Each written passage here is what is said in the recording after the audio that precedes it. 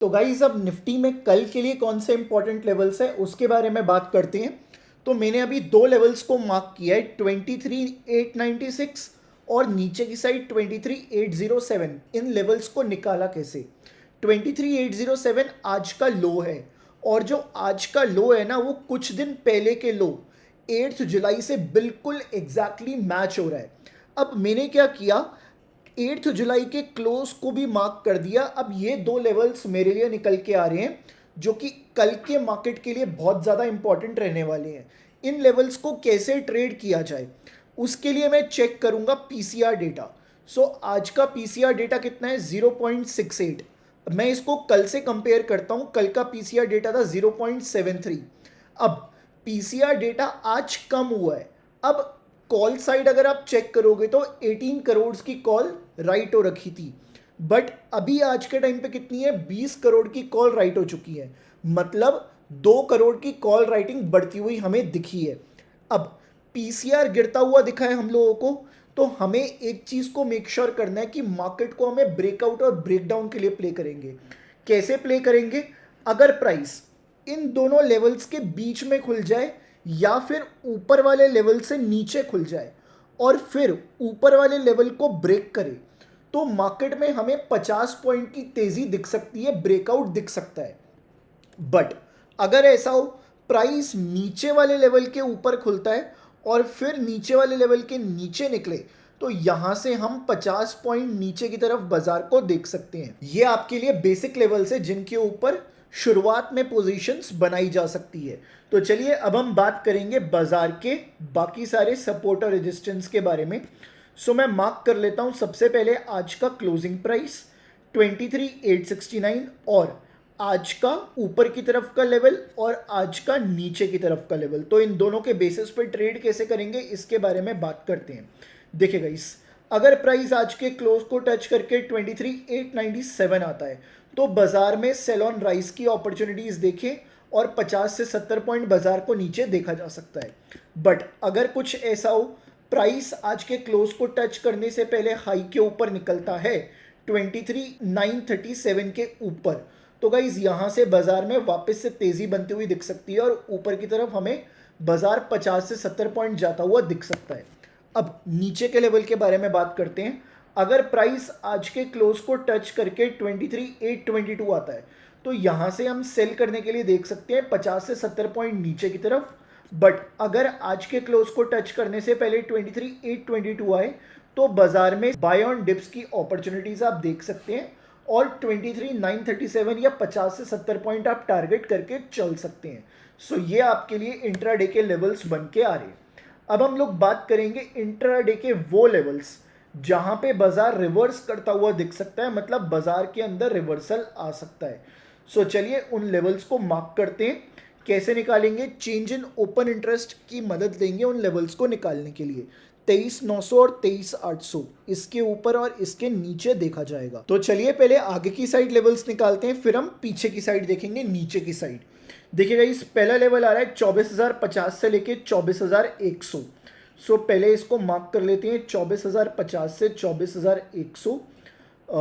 ये वाला हमारा लेवल निकल के आ रहा है जहां से बाजार कल पहली बार हमें रिवर्स होता हुआ दिख सकता है।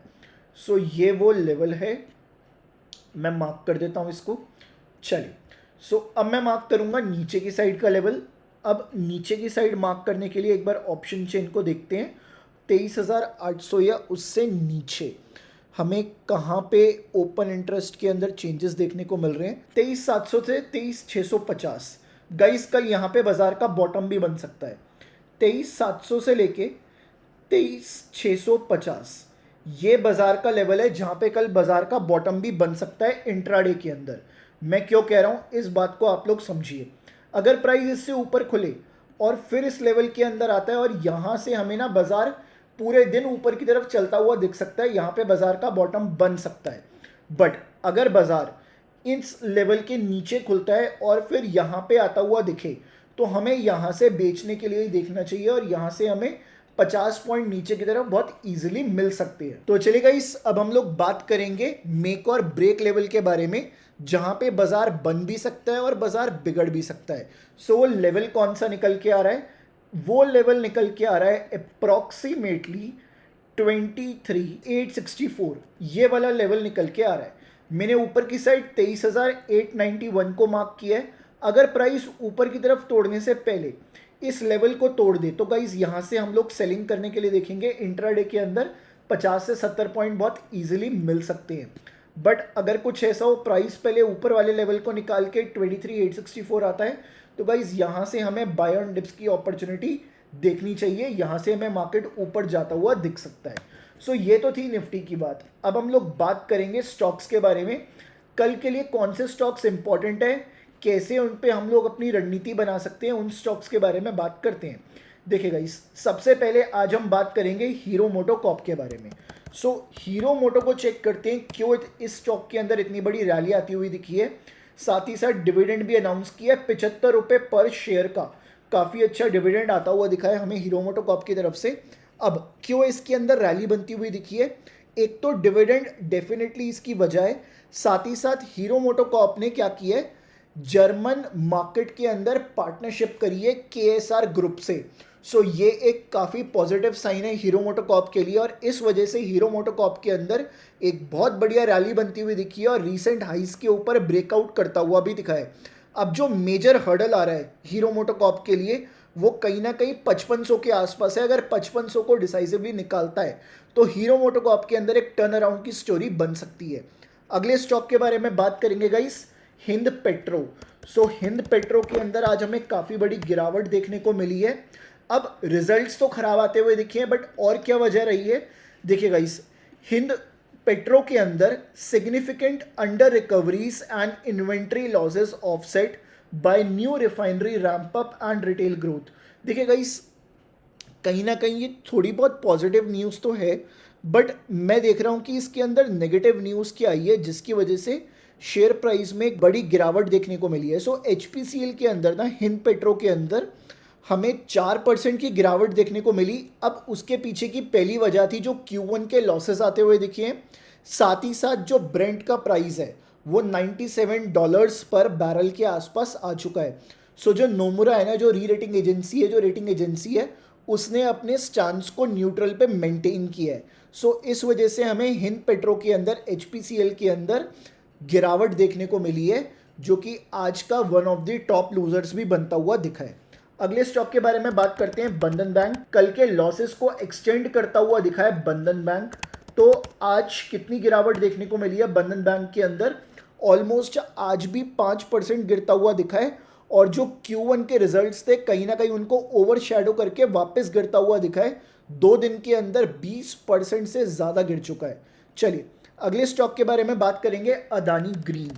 सो अदानी ग्रीन भी काफ़ी ज़्यादा इंपॉर्टेंट है कल के लिए। उसके पीछे का रीज़न क्या है, काफ़ी बड़ी गिरावट थी अदानी ग्रीन के अंदर, जो रिजल्ट्स थे न्यूट्रल देखने को मिले हैं। अब क्यों गिरता हुआ दिखा, 5% गिरा है। अब इसके पीछे की वजह क्या है, जो बर्नस्टीन एक रेटिंग एजेंसी है ना, उसने अंडर परफॉर्मेंस की रेटिंग दी है। इस वजह से इतना बड़ा इम्पैक्ट आता हुआ दिखा है हमें अदानी ग्रीन के अंदर। बात करते हैं इंडसइंड बैंक के बारे में। सो इंडसइंड के अंदर भी हमें गिरावट देखने को मिली। अब इसके पीछे की वजह क्या रही है, देखिएगा, इस ICICI सिक्योरिटीज़ ने तो इसको होल्ड की राय दी है 1020 के टारगेट के लिए। तो 1020 का टारगेट तो गाइज हमें आज ही अचीव होता हुआ दिख गया है। बट और क्या वजह रही है इसके पीछे, एक बार चेक करते हैं। सो इंडसइंड बैंक के अंदर प्रभुदास लीलाधर कह रहे हैं कि इसको एक्यूमुलेट करो 1150 के टारगेट के लिए।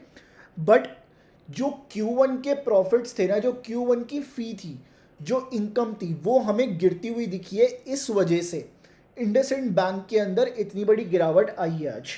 चलिए SRF के बारे में बात करते हैं। काफ़ी पॉजिटिव मोमेंटम बनता हुआ दिख रहा था SRF के अंदर, बट पिछले 2 दिन के अंदर 10% से ज़्यादा गिर चुका है SRF। सो पॉजिटिव रिजल्ट्स तो डेफिनेटली आते हुए दिखे थे, रिकॉर्ड रेवेन्यू भी रिपोर्ट किया था, बट क्यों गिरता हुआ दिखा, इसके पीछे की वजह क्या रही है। देखिएगा, इस एक रिमार्क था जिसने SRF को 5 साल के वर्स्ट डे पे लाके खड़ा कर दिया है। अब वो क्या रिमार्क है, जब वो निकल के आएगा तभी पता चलेगा। तो SRF के अंदर कल के सेशन में आप लोग नज़र बना के रखेंगे। सो गाइज, मैंने आपके साथ ना निफ्टी के लेवल शेयर कर दिए और कुछ स्टॉक्स के लेवल शेयर किए हैं। और कल अगर मैं बात करूं, मेरे को क्या लग रहा है, निफ्टी गैप अप होगा या गैप डाउन होगा। तो देखिएगा इस कल भी निफ्टी के गैप डाउन होने के चांसेस ही लग रहे हैं। बाकी देखा जाएगा कि कल के दिन कैसा बाजार चलता है, बट येस गैप डाउन होने की प्रोबेबिलिटी ज़्यादा लग रही है according to structure. Basically 3 black crows type candlestick pattern बनता हुआ दिखा है हम लोगों को, और ये सजेस्ट करता है कि मार्केट में और गिरावट कंटिन्यू हो सकती है। तो चलिए गाइस, मैं आपसे मिलता हूँ कल के दिन अगली वीडियो के साथ। बाकी आप लोग क्या करेंगे, चैनल पे जाके वीडियोस को चेक कर सकते हैं, और बुक का लिंक डिस्क्रिप्शन में आप जाके डायरेक्टली अमेजोन से परचेज कर सकते हैं। मिलूंगा आपसे कल की वीडियो के अंदर। टिल देन जल्दी से चैनल को सब्सक्राइब कर लें, वीडियो को लाइक कर दें।